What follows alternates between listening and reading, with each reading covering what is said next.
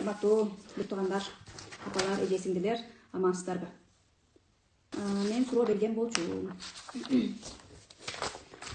Ким психолог коучтарга окуган десем, ким окуган эмес, азыркы учурда баардык айымдар эле окуп бүткөндөр деп суроо берген болчумун.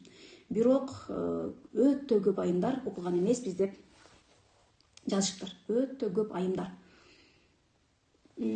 Кандай айтсам экен, окуп изденген бул аябай жакшы.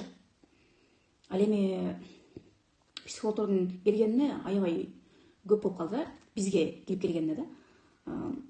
Мурда эч кандай психолог, коучтар жок болчу. Эми бара-бара келип, көбөйүп баштады. Бул жакшы. Негизи жакшы. Себеби мен өзүм биринчи психологдорго окуп отуруп, сабаттуулугум, акыл деңгээлим өстү да. Адамда акыл деңгээли өскөндө Аллахтын өкүмдөрүн да аткаруу ага жеңил болот да. Ал эми жаш бала позиция, акыл деңгээли төмөн, сабатсыз адамдарга Аллахтын өкүмүн аткаруу оор болуп калат да. Зато жолук салынбасам дагы жүрөгүм таза менен деп өзүн актай берет да. Зато намаз окубасам дагы мен туура жүрөмүн, намаз окугандарга окшоп, андай кылбайм же мындай кылбайм деп эле башкаларды жамандап өзүн сорото берет да. Өзүн актаган адамга мындай жакшылык келбейт. Алла Тааланын мындай бергиси келбейт да. Бизге дайыма Алла Таала мындай бизге жакында, дайыма сезимдер аркылуу, сабактар аркылуу бизге сүйлөйт да. Бизди туура жолго баштап турат да. Ал эми изденбеген, мен ансыз деле билем, ансыз деле менин жүрөгүм таза, ансыз деле мен түз жүрөм деген адам ал шайтанын кулу болуп калат да. Шайтан, сен ансыз деле түз жүрөсүң, окубай эле кой. Сен ансыз деле жакшысың, алар жаман, намаз окуса дагы аларды көрдүңбү деп сизге ушундай сүйлөп турат да. Сиз ошого баш ийип кул болуп калгансыз деген сөз. Кимде ушундай сезим бар? Мен ансыз деле жакшымын, ансыз деле тазамын, ансыз деле мен түз жүрөмүн, мен байкушмун, алар жаман, алар мага туура эмес мамиле жасайт деген сезимдер кимде бар?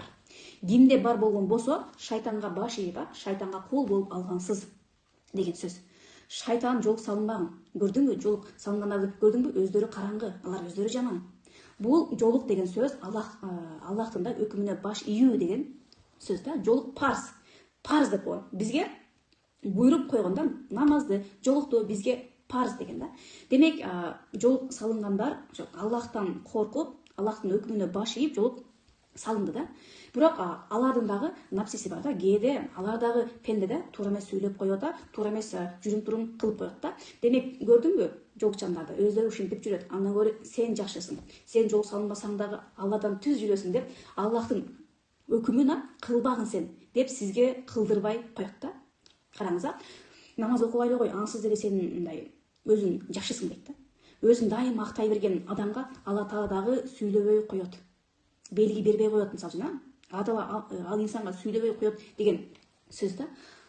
Алла Таала дайыма бизге сүйлөп турат да. Эмне аркылуу? Китептер аркылуу да. Куран аркылуу, таалимде, сабактар аркылуу бизге сүйлөйт, бизге жеткирет да. Ансыз деле жакшымын, мен окубайм деген адамга Алла Таала сүйлөбөй коет. Караңыз, демек, Аллахтан алыстап кете бересиз деген сөз. Так, эми караңыз. Демек, изденбеген, окубай эле жөн эле жүрө берген адам караңгы, сабатсыз адам болуп калат. Биз акылыбыз менен жаныбарлардан айырмаланып турабыз да. Акылыбыз менен. Жаныбарга акыл берген эмес да. Караңыз, демек бизге акыл берип койду. Эмне үчүн? Биз окушубуз үчүн. Эгер окубай эле, жеп ичип, басып туруп эле жүрө берсеңиз, ошо айбандан айырмаңыз калбагат. Айбандар, жаныбарлар басып жүрүп эле, мөөрөп коюп эле, курсагынын камын көрөйт, төрөйт, болду да. Алардын жашоосу ошондой. Төрөйт, жеп ичет, басат, чыгарат, жегенин чыгарат да, анан кийин мөөрөйт да, болду. Же ит болсо үрөт, болду. Ал эми биз дагы эгер жаныбарга окшоп эле, сүйлөп коюп эле, басып туруп коюп эле, жеп коюп эле, жегенибизди чыгарып коюп эле, төрөп коюп эле жүрө берсек, демек жаныбардан айырмабыз калбай калат да. Эми дайыма өзүбүздү анализдеп, өзүбүздү байкап жүрүшүбүз керек да. Туурабы? Демек биз адам болуп жаралдык. Бизге акыл берди. Эмне үчүн? окушубуз үчүн эле бизге биринчи эле аят түштү, оку деген. Икро деген сөз, оку деген сөз да. Биринчи эле бизге оку деген аят түштү. Демек биз окушубуз керек. Демек биз адамбыз, бизге акыл берген.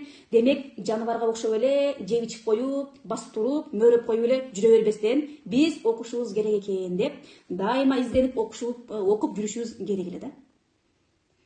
Демек кайсы гана психологко барсаңыз сөзсүз бир техниканы берет да. Көпчүлүгү берди. Мен көпчүлүгүнү окуп көрдүм да. Окуп көрсөм алар берди. Сен эмнени каалайсың деди да. Кандай жашоону каалайсың дейт. Кандай машина, сен өзүңдүн максатыңды так билишиң керек дейт да. Так билишиң керек. Так билбесең, демек жараткандагы дейт, аны бербейт дейт да. Мынакей биз өзүбүз эмнени каалайбыз, аны так билбесек, демек Аллах дагы бизге ошол ниетибизди бербейт экен да. Максат, каалоо, каалоо жөн эле каалайм да мен деп коет да. Мен каалаймын, бирок мага келеби келбейби деп эле жөн эле каалап коюп эле басып жүрө берет да. Бирок кээ бирки учурда жөн эле каалап эле жүрсөк дагы ошол нерсени бизге берип коет да. Караңызчы, менде көп болгон, ушундай болгондо деп эле мынтип каалап эле койгонмун, бирок көпчүлүк учурда орундалып калган да. Бирок дейт да, максат дейт, ал каалоо эмес дейт да. Максат мен ушуга жетем деген ниет дейт да. Жөн эле каалап коюп эле жүрө бербейт дейт. Ошол алдына максатты коет дагы, ошого жетүү үчүн аракеттерди кылып баштайт дейт да. Мынакей, эгер сенде так максат болсо, эмнени каалайсың, эмнеге жеткиң келет дейт да, анын сүрөттөрүн чыгаргын дейт. Мен биринчи 3-4 жыл мурун окуганда бизге ошондой тапшырма берген да. Анан баардык окуучулар, группада окуган айымдар атайын ошолдун сүрөттөрүн чыгарган да. Мага ушундай машина керек деген дагы, машинанын кандай машина керек, түсү кандай болуш керек, маркасы кандай болуш керек, баардыгын максат кылып койгон дагы, анын сүрөтүн табып туруп, барып чыгарып келген да. Саякат деген дагы, саякаттап жүргөндөрдүн сүрөттөрүн, кайсы мамлекетке баргым келет, ошолордун желектерин же бир мындай белгисин да чыгарып келген дагы, мен ушул жактарга барамын деп мындай чоң доскага да жармаштырышкан. Мен ушул жактарга барамын, үй-бүлөлүк бакыт деп семейный сүрөттөрдү коюп, ал эми ушундай машина, ушундай үй, ушундай квартира, акчалардын сүрөттөрүн чыгарганда ушундай акчалар, айына 1 000 000 сом, айына 100 000 сом дешип баардыгы жармаштырышкан да. Мен колум бошобой, мен жармаштырган жокмун, мен жөн гана жазганмын. Жазгандарымды мен аябай көп жолу көргөзгөнмүн да. Аябай көп сабактарда бергенмин да. Мен жазганмын. Алар сүрөттөрүн чыгарып келген дагы, сүрөттөрүн чыгарып келип жармаштырышып, ар күнү карайсыңар деген, мен ушуларга жетип атамын деп ар күнү карайсыңар деген да. Деп ошентип айымдар тапшырмаларды аткарып, жармаштырып, ар күнү карап, мен жетип атам, мынакей жеттим мен баймын, мен кыйынмын, мен саякаттап жүрөм, мага ар күнү белек келет, мен бул күнүм кубаныч менен башталды, ийгилик менен башталды, мен ийгиликтүүмүн деп ар күнү ушул картаны карайсыңар дагы, мен ушуларга жеттим дейсиңер. Анан кийин күзгү техникасын берген да. Күзгүгө карап алып эле, мен кыйынмын, мен ийгиликтүүмүн, мен данышманмын дей бересиңер деген да. Дегенде өзүңөр ишенип кете бересиңер. Себеби бул ишеним подсознанияга дейт да. Түпкү аң сезимге киргенде, мен сулуумун деген ишеним сизге киргенде, демек жашооңузда ошол болот деген да. Ал эми мен баймын деген ишеним сизге киргенде, сизде сознание, подсознание болот деген да. Аң сезим, анан кийин түпкү аң сезим болот да. Түпкү аң сезимде эмне болсо, жашоодо ошол болот деген да. Демек ишеним, эмнеге ишенсеңиз, жашоодо ошол болот деген эле сөз да. Анан кийин мен подсознанияма киргизишим керек экен дегенмин дагы, ар күнү туруп алып, мен данышманмын, мен кеңешчимин, мен насаатчымын, баардыгына насаат беремин, мен лидермин, мен күчтүү лидермин дей бергем да. Аябай мындай сөз байлыгым жок да менчи. Өзүмдүн оюмду жеткире албай, аябай кыйналып сүйлөөчүмүн да. Себеби бала чактан сүйлөбөгүм, жабызымды сен билбейсиң деген мамлени көргөнмүн да. Анан мен билбейт экенмин, мен сүйлөбөшүм керек экен деп аябай коркок болуп өскөнмүн да. Андан кийин эле аябай сөз байлыгым жок, эч кимге сүйлөй албаган, өзүмдүн оюмду жеткире албаган эле, жеткире албай ушундай аябай мындай коркок болчумун да. Эл эмне дейт, элден коркуп сүрүрдөп уялып тартынып ошентип эле жүрө берчүмүн да. Мен ошону жеңгим келген. Андан кийин мен лидермин дегем да. Мен күчтүү лидермин. Мен мындай кеңешчимин дегем да. Баардыгы мага келет. Баардыгы мага мындай маслахат сурашып мага келет. Мен данышманмын дей бергенмин да. Ошентип мен кыйынмын, мен лидермин, мен күчтүү лидермин, мен элдин баардыгы тааныйт, мен таанымалмын дей бергенмин да. Ошентип өзүмдүн канча максатым болсо мен могу жерге 100 максат деген мынакей 100 максат мынакей сызып өчүрүп кете бергенмин да. Баардыгы мен ушундай боломун, мен күчтүү диктермин, мен күчтүү мындай лидермин, менин даражам бийик, мен күчтүү жок, мен сыйлуу болдум депмин, мен жолдошумдун жалгыз сүйгөнүмүн депмин, менин жолдошум миллионер депмин, мен магнитмин, баардыгын өзүмө тартып турам, мен акчаны, байлыкты баардыгын өзүмө тартамын, мен бир айлык кирешем 200 000, мына карасаңыз да, мен бир айлык так кирешем мына 200 000, мына 200 000 деп жазганмын да. Караңыз, алардын баардыгы орундалгандыгы үчүн дагы мен өчүрүп коюп мынакей, өчүрүп коюп кете бергем да. Булардын баардыгы орундалды да, мен сызып коюп эле кете бергемин да. Эң мындай негизги аябай таң калыштуусу, аябай таң каласың да, аутизмден бала айыкпайт да. Диагноз аутизм болсо ал бала сүйлөбөйт да, ал бала обычный балдарга кошула албайт да. Аябай таң калыштуусу ошол болуп кеткен да. Обычный балдарга кошулуп, так сүйлөп, жакшынакай аң сезимдүү болуп, толук айыгып кеткен да. Толук. Алла таалама чексиз шүгүрлөр болсун. Мен таң калыштуу нерселер жашоомдо болуп кеткен. Мынакей, ал эми ушул техниканын эсебинен дебеймин. Бирок бул техникалар жардам берген да. Мен өзүмдүн максатымды билгенмин да. Демек, менин кызым толук жакшы болду деп жазгам. Менин кызым күндөн күнгө жакшы болуп баратат деп жазгам да. Анан кайталай берген, менин кызым күндөн күнгө жакшы болуп баратат. Менин кызым күндөн күнгө акылдуу болуп баратат. Менин кызым күндөн күнгө тили чыгып, сүйлөп жатат, сүйлөгөнүмдөй жакшы жатат.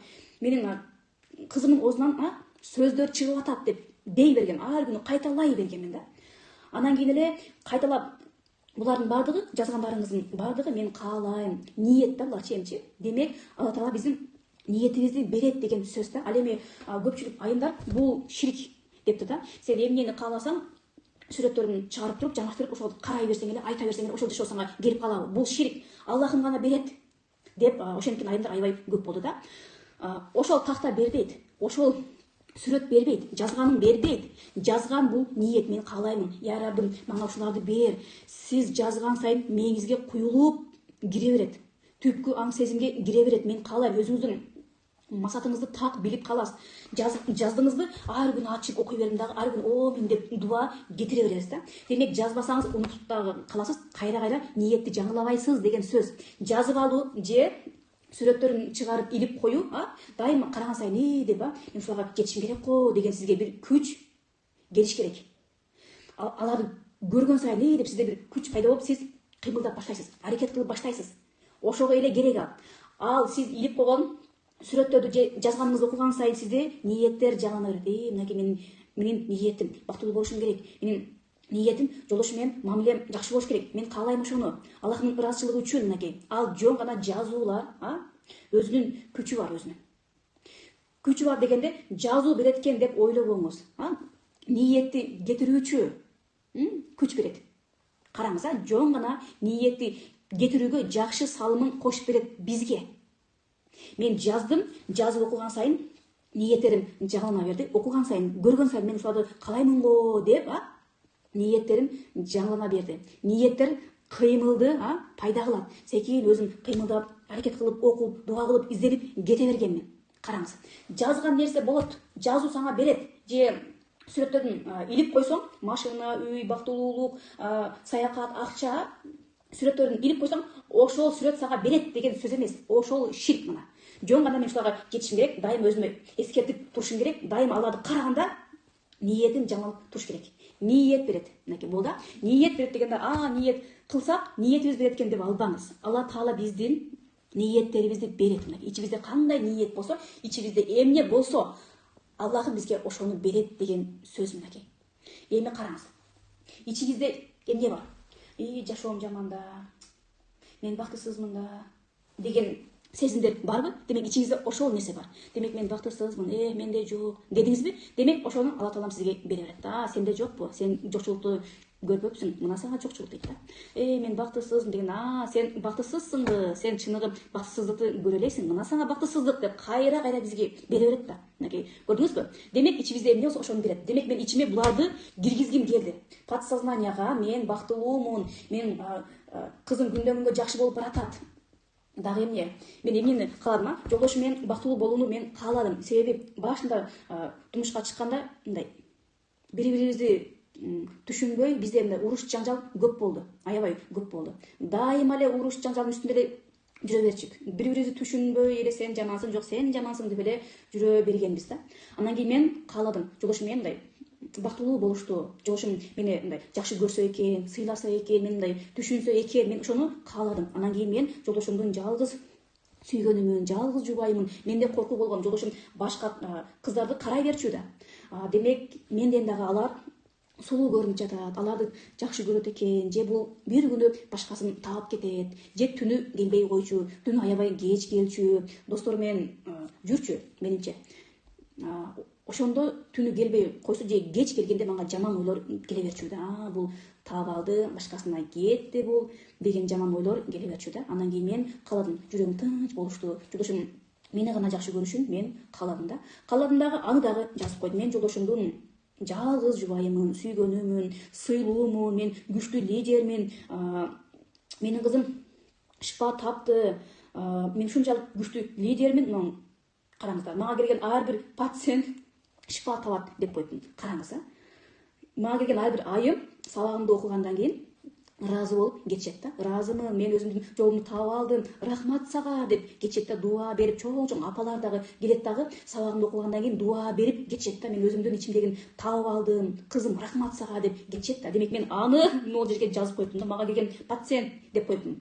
Бирокчу мага келген ар бир пациент шифа таап кетет деп коюптум да. Бирок мен ал учурда массаж менен иштөөчүмүн да. Демек мага массажга келген ар бир пенде шифа таап кетет деген ойдо жазган болчумун. Менде пациенттерим, клиенттерим аябай көп. Мен өзүмдүн ишимди мыкты жасаймын. Өзүмдүн жумушумду мындай мыкты, кандай айтсам болот, мен өзүмдүн жумушумду мындай мыкты жасаймын деп жазган экенмин. Бирок азыркы учурда ооба ишимди мыкты аткарып жатам. Алла Тааланын мүмкүнчүлүгү менен, Аллахтын мындай өкүмү менен да. Мен дебейм, Аллах мага ушундай мүмкүнчүлүк берип койду.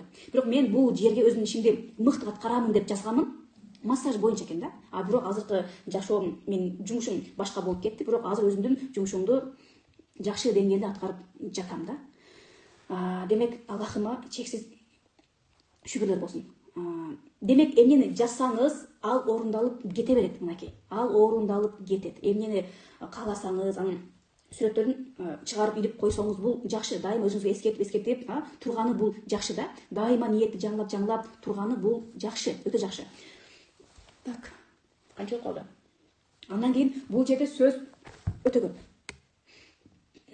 Жазып коюп эле отура бербейбиз. Дубаларды айтабыз, салаваттарды айтабыз, истихфарлар бар, аларды айтабыз. Мен жазып койгом. Жазып койгондон кийин аябай секин болуп жатты. Өзгөрүүлөр аябай секин болуп жатты. Себеби менден ниет кетип жаткан да. Ниет кылып жаткан. Дайым окуган сайын мен жетем, Аллах мага берет деген ишенимдер менде кете берген да. Менде эмне ишенич болсо, Аллах мага ошону берет да. Окуган сайын менде ушулар болот. Аллах мага ушуларды берет деген ишеним менде так анык болгон да. Андан кийин эле бир күнү мен ниеттерди кетирип атам. Алла Таалам мага жол көргөзө баштаган. Ар кайсы сабактар аркылуу мага истихфарлар келип калды, салаваттар келип калды, дуалар келип калды. Ошентип отуруп таалимдерге барып жүрдүм. Деп дагы Аллах мага эмнени жеткиргиси келип атат дедим, дагы изденип сабактарга, курстарга, таалимдерге бара бердим да. Аллах мага алар аркылуу сүйлөп жатты. Мынакей. Андан кийин мен деп дедим, дагы салаватты айтып баштадым, истихфарды айтып баштадым. Мынакей. Баштагандан кийин эле ошондо баң этип эле жашоомдо өзгөрүүлөр болуп кетти. Себеби биринчи караңыз, биринчи ниеттерди кетиребиз, жазабыз. Эмне керек? Сүрөттөрүн чыгарып илип алабыз. Ушуларга жетем, мен жетем деп ниет койгондо Аллахым бизге жол көргөзө баштайт. Караңызчы, ниет койбосок, жазбасак, масат так анык болбосо, бизге Аллахым жол көргөзбөйт, бизге Алла Таала мүмкүнчүлүк бербейт. Демек биз ниет кетиребиз, жазабыз, эмнени каалайбыз, алдыбызга максатты коебуз. Мен 100 максатты жазганмын да. Аябай эми укмуш алардын баардыгы эле мынакей өчүрүп коюп кете берген. Мына караңыз, сызып эми орундалып бүттү деген сөз да. Мен бассейн салам дегеним, мен мындай машина аламын. Жолдошум аябай таң калыштым экен. Дагы бир нерсе, жолдошум такыр намаз менен иши жок да, такыр иши жок болгон да. Истихбар, зикир. Жолдошум 5 убакыт намаз окуп жатат деп жазган экенмин да. Караңыз, Алла Таалага чексиз шүгүрлөр болсун. Жолдошум дагаттарга чыгып, 5 убакыт намаздарга жыгылып, аракет кылып баштады да. Караңыз, баштаган, окуп жатат мынакей. Болбойт деген нерселер болуп кете берет да. Апама алтын алып бердим. Ошол маалда менде 1 сом жок. 1 сом киреше мага келбейт. Бирок апама алтын шакек алып бердим деп мен апамы саякаттарга алып чыктым. Апам эмес, сиңдими кошо деп жазыптырмын да. Караңыз эми. Апамы Дубайга алып барып саякаттатып, көргөзүп келдим да. Сиңдим дагы кошо барды. Үчөөбүз барып келдик да. Караңыз. Болбойт деген нерселер болуп кете берет. Так. Эми укмуш мынакей 100 максат, 100 эмес, меники 105 болуп кетти. Майда чүйдө эмне керек? Навес салдым, анан кийин ошол майда чүйдө люстрадан бери жаза бериптим. Мынакей люстрадан өчүрүп коеюн, алтын сепочка. Мынакей. Дагы деле өчүрбөгөндөр көп экен да. Алтын шакек алдым. Мынакей. Бундары өчүрүп коеюн дагы мынакей. Апама алтын шакек алып бердим деп жаздым. Мына. Буну дагы өчүрүп коем мынакей. Караңызчы. Демек жазсак, ниет кылсак, анан кийин дуа кетирсек, демек Алла Таала баардыгын бере берет деген эле сөз. Ал эми окубаган айымдар жүрө беришет. Себеби бизге Алла Таалам буйруган. Оку деген болду. Демек биз өлгөнгө чейин, кабырга чейин окушубуз керек. Эч кандай курстарга окубасаңыз, жазылбасаңыз, изденбесеңиз, анда каякта берет анда. Жөн эле жүрө берсеңиз. Жөн эле иш, тирилик бул бүтпөйт да. Дагы караңыз, аябай таң калыштуу. Балдарым айда. Үйдө жумушум бүтпөйт да. Жыйнай берем, же үйдө мындай тазалык жок да. Кыймылдай берем, же үйүм таза болуп калбайт, же ишим бүтпөйт, үйдөгү жумушум бүтпөйт. Бирок кечке кыймылдайм, кечке тамак кылам, кечке грипп болуп калдым го. Кечке кыймылдайм да. Бирок үйдөгү ишим дагы бүтпөйт, үйүм таза болуп дагы калбайт да. Караңыз. Себеби мынакей, Алла Таала менен алек болбогон адамдын колун жумуш менен байлап коем деген да. Ал адам тынбай жумуша кыла берет, бирок жумушунда береке болбойт деген да. Ошондой эле мен кыймылдай берчүмүн. Жолдошум дагы аябай менеткеч да. Кара жумушта аябай жашылап, ал эле кыймылдай берет. Анын да колунда береке жок. Экөөбүз биригип эле калганбыз да. Себеби өзүбүзгө жараша гана жолдош бизге келет да. Демек учурда жолдошуңуз кандай сизге тең да. Тең менен Аллахым өзү берип коет. Демек экөөбүздүн тең колубузда береке жок, кыймылдай беребиз, эч кандай береке жок да. Эми азыр караңыз, мен жалаң гана Аллах менен гана жанагы убара болуп эле жүрө берем да. Китеп окуйм, дуаларды кылам, намаздарды окуйм, Аллах менен эле убара болуп жүрө берем да. Үйдөгү үйүм чачылбайт, үйдө жумуш жок да. Үй иштер менен бир дагы алек болбойм. Керектүү тамак аш менен дагы алек болбойм. Посуда жуу элегим аябай көп болуп калды. Посуда такыр жубайм, кер жубайм мынакей. Үйүм дайыма таза, үйүм чачылбайт. Балдардын курстары тое берет. Кадимкидей жакшы жүрүп атат да. Окууга барып келишет. Кийимдерин жууйм, үтүктөймүн, мындай кылам, андай кылам, үй иштери дебейм да. Мурда болсо кийим жууп, тамак аш, идиш аяк, же ишим бүтпөйт, кыйналып эле жүрө берчүмүн да. Демек Алла Таалага келген адамдын жашоосу жеңил болот, кыймылына береке берип коет. Сиздин кичине эле кыймылыңыз чоң иштерди бүтүрүп коет. Караңызчы, ушунчалык жеңил жашоо, тынч жашоо келип калат да. Эч ким сизге тийишпейт, эч ким сизди башкарбайт, эч ким сиздин мындай жашооңузга кийлигишпейт. Ошондой бир жакшы жашоо келет да. Качан гана Алла Таалага кайтып келгенибизде, качан гана өзүбүздү тарбиялап баштаганда. Өзүбүздү тарбиялабай, сабак окубай жүрө берсек, демек Аллахым өзү бизди тарбиялап баштайт. Көйгөйлөр менен, жокчулук менен, уруш жаңжал менен, муш менен бизди тарбиялап баштайт. Караңызчы, балдар менен мынакей. Балдарыбыз бизге көйгөй болуп калат.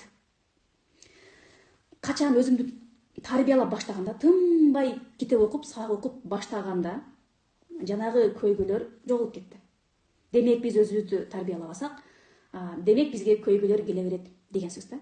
Демек ошол учурда мен өзүм тарбиялабай, мен кыйынмын, мен жакшымын, эмнеге мага ушундай мамиле кылышат, мен жакшы, алар жаман дегенде толтура жаман сезимдер бар болгондугу үчүн дагы Аллах мени тарбиялагысы келди дагы, аябай көйгөйлөдү, кайра бере берген да. Мен бактысызмын, эмнеге мага ушундай тагдыр туш келди, эмнеге мага ушундай жолдош туш келди деп мен нааразы болгон сайын жолдошум жактан көйгөй, кайынчугум жактан көйгөй, балам жактан көйгөй, орус, суркоо, жокчулук, берекесиз жашоо, үйүбүз жок же жайыбыз жок, карыз. Ошондой жашоо менен башаламандык менен жүрө бергенмин да. Себеби ички дүйнөм кийир болгон. Мен өзүм караңгы, сабатсыз болгонмун да. Эмнеге алар мени ушинтет? Алар жаман, алар мага жаман мамиле кылат, же жолдошум жаман, же жашоом эмнеге ушундай? Дайыма жокчулук, мен нааразы болуп эле жүрө бергенмин да. Тагдырым өзүмө жакпайт, жашоом өзүмө жакпайт, бактылуу болоюн десем эч нерсем жок, мен эмнеге бактылуу болушум керек деп эле шүгүр келтиргин десем, мен эмнеге шүгүр келтирем, эмнеге, кана эмнем бар менин деп эле жүрө бергем да. Демек мына сага көйгөй, бактысызсыңбы, мына сага көйгөй деп барган сайын көйгөйүм чоңоюп эле кете берген да. Качан мен болбой калганда, чыдабай калганда, сенин кызың ушундай аутизм деген диагнозду алганда, точкама жеткенде, деп ошондо жеткенде, мына сага чыныгы көйгөй, мына сага. Ушул кызым оорубаганда жашоом сонун болмок эле го. Мына сага чыныгы көйгөй эмра, көзүңдү аччы эй көкме деп, андан кийин гана деп изденип, окуп, ыйлап, намаздарды окуп, түнү менен ыйлап, көздөрүм кызарып, ишип кетчүм. Эч кимге сүйлөгүм келбей, элге кошулгум келбей, эч нерсе көңүлүмө жакпай, сүйлөйүн десем сүйлөгүчү эле биринчи көзүмөн жашап, эч кимге сүйлөй албай калганмын да. Сүйлөйүн десем эле көзүмөн жаш чыгып кетет да. Депрессия болуп калганмын да. Эч кимди мындай көргүм келбейт болчу.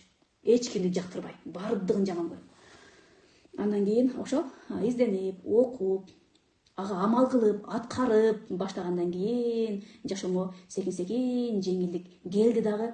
Учурда ошол көйгөйлөрүмдүн бири дагы жок. Ошол оору, суркоо, карыз же жокчулук же мамиле, алардын бири дагы жок да. Демек ошол дайыма изденип, дайыма окуп жүрүү керек. Биринчи жазгандан баштаңыздар. Сиздерге эмне керек? Сүрөттөрүн чыгарып, мындай илип коюп, азыр мен дагы деле сабактарга окуп жатам. Дагы деле ошол да өзүңдүн самооценкаңды көтөр дейт да. Көтөр, мен кыйынмын, мен күчтүүмүн, ийгиликтүүмүн, байгмын деп жазгын дагы, көзгө көрүнгөн жерге илип кой, дайыма окуп тур дейт. Дагы деле ошол тапшырманы бизге берип койду да. Мен дагы деле окуйм, азыр болду, мен баарын билем дебейм. Адам окуган сайын өзүнүн эч нерсе билбегендигин билет да. Окуган сайын азыр ушунда 2 курска жазылган онлайн медресе, андан кийин бир болсо психологиялык сабактарда психолог деген диплом алам да жакында. Демек 2 окугам да. Контракт төлөймүн, онлайн үйдөн окуймун. Демек окуган сайын билбегеним көп экен го, канчалык мен караңгымын, канчалык мен сабатсызмын. Окуган сайын, билген сайын билбегендигин көп экендигин билесиң дагы, өзүңдү аябай жөнөкөй, тупой сезип кете бересиң да. Самооценкаңды көтөр деди, бирок өзүңдү самооценкамды көтөрбөй эле, кайра төмөндөгүнөн төмөн түшүп эле кетат да. Себеби окуган сайын билбейт экем да дей берип, кайра самооценкам өскөн жок, көтөрүлгөн жок да. Мен көтөрөм дедимди, көтөрөм деп аябай жазып койдум. Мен акылдуумун, мен даанышманмын, билимдүүмүн, мен илимдүүмүн, мен кыйынмын, мен күчтүү психологмун, мен такыбамын деп аябай жазып койдум. Бирок жана сабакты окуган сайын кайра самооценкам түшүп, такыбалым жок экен го. Жанагы китептерди да, аларды окуган сайын да. Окуган сайын менде эмне бар? Такыбачылык жок экен го деп көзүмөн жашым куюлуп кетти. Аллахым кечирчи мени, Аллахым кечир мени деп ошондой болуп кетем да. Көзүмөн жаш агып, Аллахым кечир, мен дагы такыба болоюнчу. Мен такыба, мынакей намазым бар, жолугум бар, мен мындайым бар деп жазганмын. Бирок китепти окуганда адамда текеберлик келбейт да. Кайра билбеген көп экен го деп, менде эч кандай такыбачылык жок экен го деп кайра аракет кылып, кайра өзүң менен иштеп, өзүңдү тарбиялап, ыйлап кете бересиң да. Көзүңөн жаш агат, эмне үчүн? Аллахты эстеп, Аллахым кечир мени дегенде көзүңөн жаш агат да. Мурда болсо, жолдошум мени сыйлабайт деп көзүмөн жаш чыкчу да. Менде эч нерсе жок, мен байкушмун деп ыйлап көзүмөн жаш чыкчу. Кызым ооруп калды, кызым сүйлөбөй атат деп көзүмөн жаш чыкчу мурда. Ал эми азыр болсо бул дүйнөгө көзүмөн жаш чыкпайт да. Жок. Азыр жаш чыгат, китепти окуганда, Аллахты эстегенде көзүмөн жаш чыгып кетет да. Ыйлап жиберем, Аллахым кечир мени, Аллахым бейишиңе мени жакын кылгын. Я Раббым, ушундай мага мүмкүнчүлүк бергин. Я Раббым, сол иштерди кылып калайын, соту чогултуп калайын. Я Раббым деп гана көзүмөн жаш чыкпаса, бул дүйнөгө көзүмөн жаш чыкпайт да. Бул дүйнө кандай айтсам экен, Алла Таала жараткан нерселердин баардыгы маклук да. Пенделер, периштелер, жин, шайтандар, бул дүйнөдөгү Аллахым жараткан маклугу да. Напси дагы Аллахымдын маклугу да. Напси, көзгө көрүнбөгөн, көрүнгөн жаныбарлар, алардын баардыгы маклук да. Бул дүйнө дагы маклук да. Демек Алла Таалам айтканда, мен жараткан деген маклуктардын ичинен деген эң жаман көргөнүм деген да, бул дүйнө деген. Караңызчы, мен ушунча маклук жараттым дейт. Бирок алардын баардыгын карап турам деген да. Алардын бирин дагы таштабаймын деген. Алардын баардыгын карап турам мен деген да. Бирок дүйнө деген маклукту карагым дагы келбейт, мен таштап койгом. Ага бир дагы назар салган эмесмин дейт да. Караңыз, Аллахым эң жаман көргөн маклугун биз жакшы көрөбүз да. Дүйнө деп дүйнө үчүн көзүбүздөн жаш чыгып келет да. Ыйлап жүрөбүз да. Дүйнө депчи, дүйнөнүн аркасынан кубалайбыз да. Аллахым жок, пендем деди. Бул дүйнө маклукту мен жаман көрөм деди. Мен жараттым дагы, жаратып эле ага назар салбай койгонмун дейт да. Бир да жолу назар салган эмесмин дүйнөгө деп атпайбы? Эң жаман көргөн маклугум бул дүйнө. Сага мен эң жаман көргөн нерсемди ыра көрбөйм деп. Мен сага эң жакшы көргөн нерсем ал бейиш деп да. Пендем, мен сага бейишти гана бергим келет деп жатса, биз жок, мага бейиштин кереги жок, мага бул дүйнө керек, дүйнө акча керек, үй керек, машина керек, мага пенде керек, жолдошум керек, мага жакшы мамиле керек, адамдар керек, мага бул дүйнө керек, мага бейишиңдин кереги жок деп атабыз да. Демек Аллахым айтты, бул дүйнөгө берилбе. Мен жаман көргөн маклугум деди. Сага мен аны бергим келбейт деп атат. Мен сага бейишти бергим келет. О пендем деп атат да. Бирок Алла Таала жараткан маклугунун арасынан эң даражасы бийик маклук биз экенбиз да. Пенделердин даражасы бардыгынан бийик экен да. Периштелер, жин, шайтандар, жаныбарлар, Аллахым жараткан бардык маклугунун ичинен эң даражасы бийик, Аллахымдын сүйүктүү маклугу биз экенбиз да. Бизди ушунчалык жакшы көрөт экен, бизге эң жакшысын бергиси келе берет экен да. Адал тамакты жегиле, өзүңөрдү жаап жүргүлө, силердин мындай денеңерди башка маклуктар көрбөсүн дейт экен да. Ошол жин, шайтан, балекеттер сага жармашпасын, көрбөсүн дейт экен да. Себеби алар жагымсыз экен дагы, биз ушунчалык жагымдуу экенбиз да. Демек сенин денеңди анча-мынчандай жаман маклуктар көрбөсүн, сен эң сулуусуң. Аллахым бизди жараткан да. Демек Аллахым жараткан маклуктардын ичинен эң даражасы бийик маклук бул бизбиз.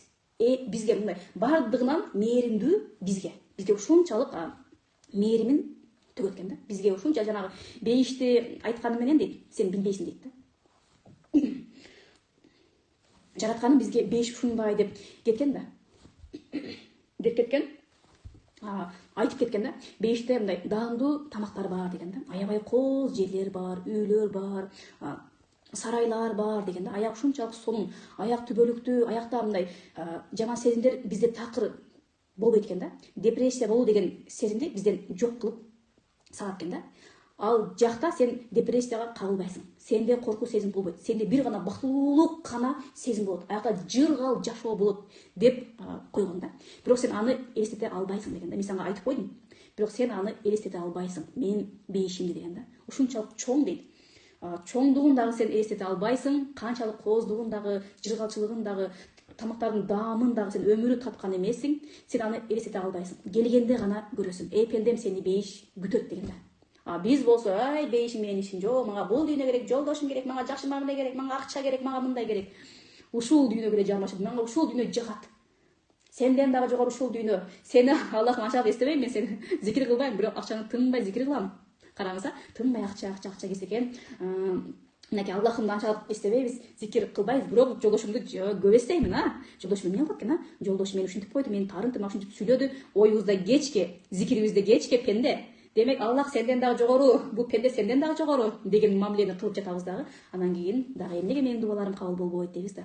Биз өзүбүз жаратканга туура эмес мамиле кылып жатсак, анан кантип биздин дубаларыбыз кабыл болуп кетсин? Аллахым бизге буйрук берди, оку деди. Окубайм мен, и так билем мен.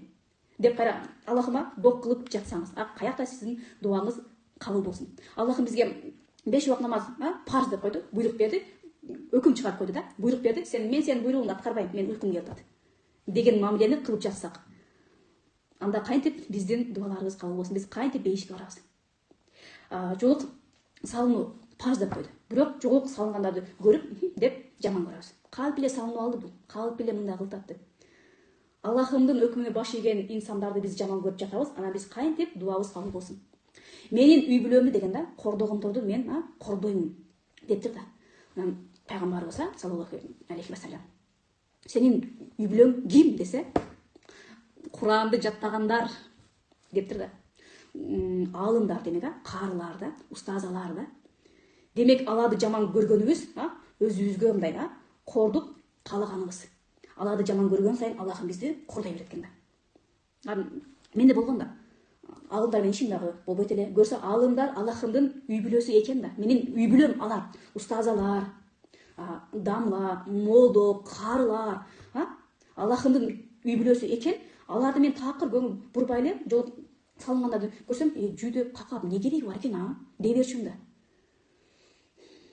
Демек окуган сайын акыл кирип кете берет. Аллахыма туура мамиле кылып кете беребиз. Алла таалама туура мамиле кылып кеткен сайын дуаларыбыз тез, оңой кабыл болуп, жеңил жашоо бизге келе берет. Демек, урматтуу айымдар, мен сиздер менен коштошом. Жалпыңыздарга ийгилик каалайм. Ассаламу алейкум.